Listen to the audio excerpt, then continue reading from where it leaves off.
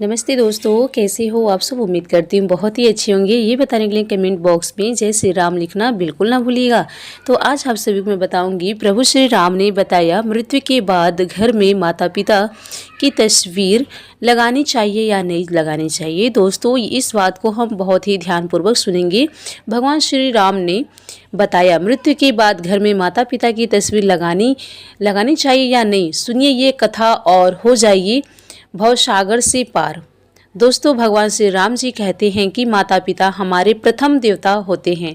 उनका प्रेम, त्याग और आशीर्वाद हमारे जीवन की सबसे बड़ी संपत्ति है। परंतु जब वे इस संसार से विदा ले लेते हैं तो लोग उनकी स्मृति में उनके चित्र अपने घर में लगाते हैं। ऐसे में यह प्रश्न उठता है कि क्या मृत्यु के पश्चात माता पिता की तस्वीर घर में लगानी चाहिए? क्या इसका कोई आध्यात्मिक प्रभाव होता है? आइए जानते हैं भगवान श्री राम जी इस विषय में क्या कहते हैं। उससे पहले दोस्तों, यदि आप सब हमारे चैनल पे पहली बार आए हो तो प्लीज़ हमारे चैनल को सब्सक्राइब ज़रूर कीजिएगा और एक लाइक पक्का कीजिएगा ऐसी जानकारी पाने के लिए। तो आप सब हमारे वीडियो में अंत तक जुड़े रहिए ताकि आप सभी को समझ में आ जाए पूरी कहानी और सच्चाई। ऐसे में यह प्रश्न उठता है कि क्या मृत्यु के बाद माता पिता की तस्वीर घर में लगानी चाहिए या नहीं? क्या इसका कोई आध्यात्मिक प्रभाव होता है? आइए जानते हैं भगवान श्री राम इस विषय में क्या कहते हैं। आज की अलौकिक कथा में भगवान श्री राम जी स्वयं एक भक्त को इस रहस्य में अवगत कराते हैं।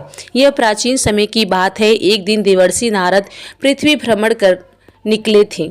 तब उन्होंने देखा कि कुछ लोग किसी मृत व्यक्ति की चिता के पास खड़े होकर रो रहे थे और मन ही मन दुखी हो रहे थे। कुछ समय बाद उस मृत व्यक्ति के परिजनों ने उसका चित्र अपने घर में लगाया और उसके समक्ष बैठकर उसे स्मरण करने लगे। यह दृश्य देखकर देवर्षि नारद आश्चर्यचकित हो गए और सोचने लगे, जिस व्यक्ति की मृत्यु हो गई है उसके परिजन उनके चित्र को घर में क्यों लगा रहे हैं? अब इस संसार से मुक्ति हो गए हैं, फिर उसके चित्र का घर में क्या प्रयोजन? क्या ऐसा करने से मृत्यु व्यक्ति की कृपा प्राप्त होती है या इसका कोई और अर्थ है? देवर्षि नारद इस दृश्य को देखकर कुछ समझ नहीं पाए। अपने प्रश्नों के उत्तर पाने के लिए उन्होंने भगवान श्री हरि विष्णु जी के लोक वैकुंठ की ओर प्रस्थान किया। वहां पहुंचकर देवर्षि नारद ने भगवान श्री हरि विष्णु जी को प्रणाम किया। भगवान विष्णु जी ने देवर्षि नारद को देखकर समझ लिया कि आज वे किसी संदेह को लेकर पधारे हैं।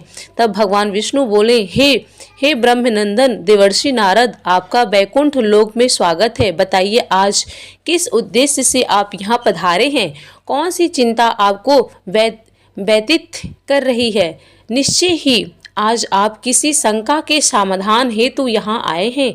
भगवान विष्णु जी की वाणी सुनकर देवर्षि नारद कहा, हे प्रभु, आज मैं आपसे ये जानने आया हूँ कि पृथ्वी पर जब किसी व्यक्ति की मृत्यु हो जाती है तो उसके परिजन उनका चित्र अपने घर में क्यों लगाते हैं?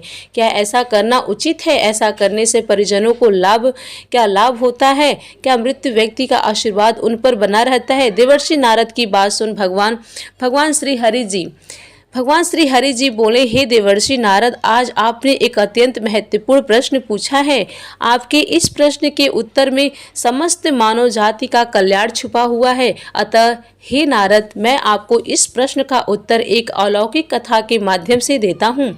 आप इस कथा को प्रारंभ से अंत तक ध्यानपूर्वक सुनिए, क्योंकि जो भी इस कथा को पूर्ण रूप से श्रवण करता है उस पर मेरी कृपा सदा बनी रहती है। देवर्षि नारद बोले, हे प्रभु, मैं आपको वचन देता हूँ कि जब तक आप यह कथा सुनेंगे मैं उसे पूर्ण श्रद्धा और ध्यान से सुनाऊंगा। कृपा अब मुझे यह कथा सुनाइए।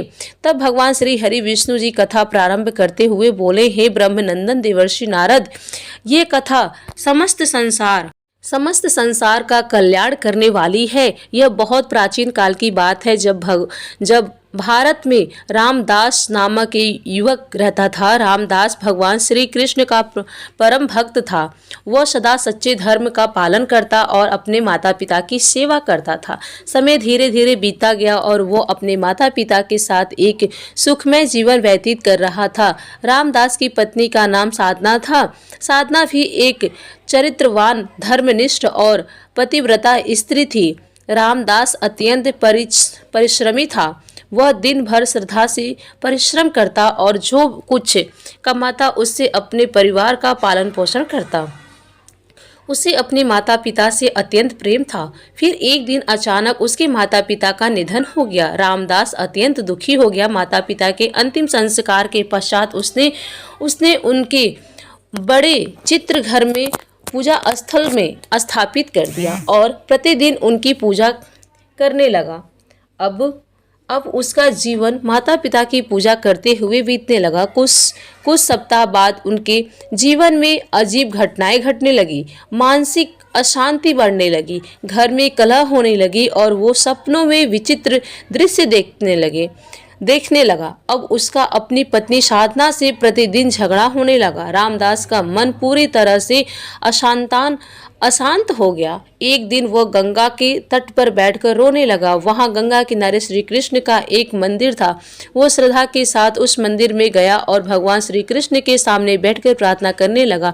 वो कहने लगा, हे श्री कृष्ण, हे मुरलीधर, मुझे मार्ग दिखाइए। मैं अपने माता पिता की पूजा करके उन्हें श्रद्धांजलि अर्पित कर रहा हूँ, फिर भी मेरे जीवन में इतना अशांति क्यों है। वह सच्चे हृदय से भगवान श्री कृष्ण से प्रार्थना कर रहा था। तभी वहां एक दिव्य प्रकाश प्रकट हुआ। चारों ओर दिव्य सुगंध फैल गई और भगवान श्री कृष्ण प्रकट हुए। उनकी आंखों में करुणा थी और स्वर अत्यंत शांत था। श्री कृष्ण को सामने देखकर रामदास स्तब्ध रह गया। उसे विश्वास नहीं हुआ कि स्वयं भगवान श्री कृष्ण उसे दर्शन दे रहे हैं। फिर कुछ साहस जुटाकर वह बोले, हे प्रभु, आज आपका दर्शन पाकर मेरा जीवन सफल हो गया। अब मेरे मन में कोई संशय नहीं रहा, किंतु मैं यह जानना चाहता हूँ कि मेरे जीवन में यह कलेश क्यों आया, जबकि मैं तो अपने माता पिता की पूजा करता हूँ। भगवान श्री कृष्ण बोले, हे पुत्र रामदास, निसंदेह तुम्हारी भक्ति और प्रेम महान है। तुम्हारे हृदय में अपने माता पिता के लिए जो भाव है वे पूजनीय है, किंतु जो तुमने अज्ञान वंश किया वह न केवल आत्मा को बांधता है बल्कि तुम्हारे जीवन में पीड़ा भी लाता है। जब कोई अपने प्रियजनों को खोता है, विशेषकर माता पिता को, तो उन्हें याद करना और सम्मान देना उचित है, किंतु कुछ नियम और मर्यादा है जिन्हें हर मनुष्य को जानना आवश्यक है। हे पुत्र, जब कोई आत्मा इस शरीर को छोड़ती है तब उसका उद्देश्य होता है अगले जन्म की ओर बढ़ना और उस यात्रा को पूरी करना जो ब्रह्मांड में उसके लिए निर्धारित की है। लेकिन जब हम उस आत्मा के चित्र को पूजा स्थल में रखकर प्रतिदिन दीप जलाते हैं, फूल अर्पित करते हैं, तो यह प्रेम एक बंधन बन जाता है। जो आत्मा आगे बढ़ना चाहती है वो हमारे प्रेम के कारण उसी भावना में अटक जाती है। भक्ति दिखाओ पर उन्हें प्रेम से मुक्ति करो। उन्हें बांधो नहीं, उन्हें आशीर्वाद के साथ विदा करो। प्रार्थना करो लेकिन पकड़ो नहीं, क्योंकि सच्चा प्रेम वही है जो आत्मा से मुक्ति चाहता है, न कि उसे अपने मोह में फंसाए। भगवान श्री कृष्ण ने शांत स्वर में कहा, हे कृष्ण, हे पुत्र, यह जानना हर गृहस्थ के लिए आवश्यक है कि जिस स्थान पर भगवान की ऊर्जा होती है वहाँ मंत्रों की ध्वनि गूंजती है।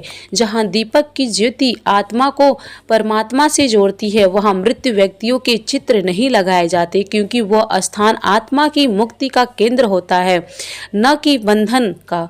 जब हम पूजा स्थल में पितरों के चित्र लगाते हैं तो अनजाने में हम दो अलग अलग शक्तियों को एक साथ एक स्थान पर जोड़ देते हैं। इससे न केवल आत्मा उलझती है बल्कि गृहस्थ जीवन की शांति भी भंग होती है।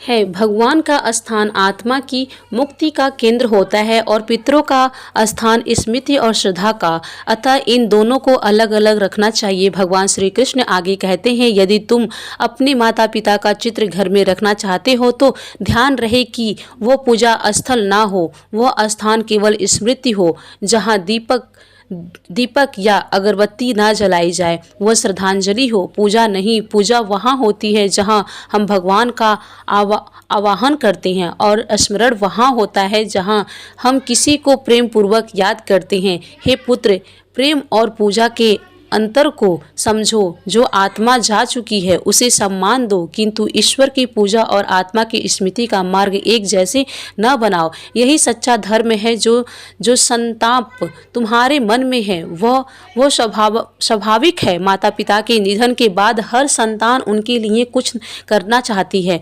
पितरों की शांति के लिए श्रद्धा और तर्पण सर्वोत्तम उपाय है। इन वैदिक कर्मों के माध्यम से तुम न केवल उन्हें सम्मान देते हो, बल्कि उन्हें अगली यात्रा के लिए आध्यात्मिक शांति, आध्यात्मिक शक्ति भी प्रदान करते हो। यही सच्ची सेवा है। जो चला गया उसे मोह से मत बांधो, प्रेम से मुक्ति करो। एक पुत्र का धर्म है पवित्रता।